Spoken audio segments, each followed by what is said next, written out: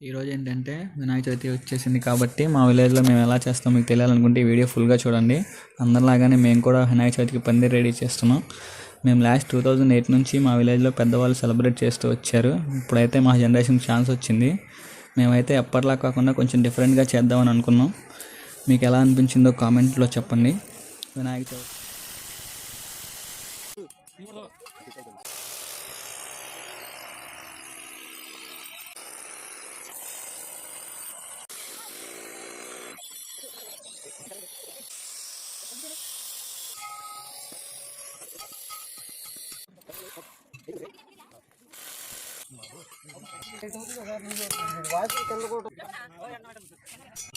అందరూ కలిసి ఉంటే ఎంతవరకు అయినా సరే ఈజీగా అయిపోద్దని మా వాళ్ళు నిరూపించేశారు.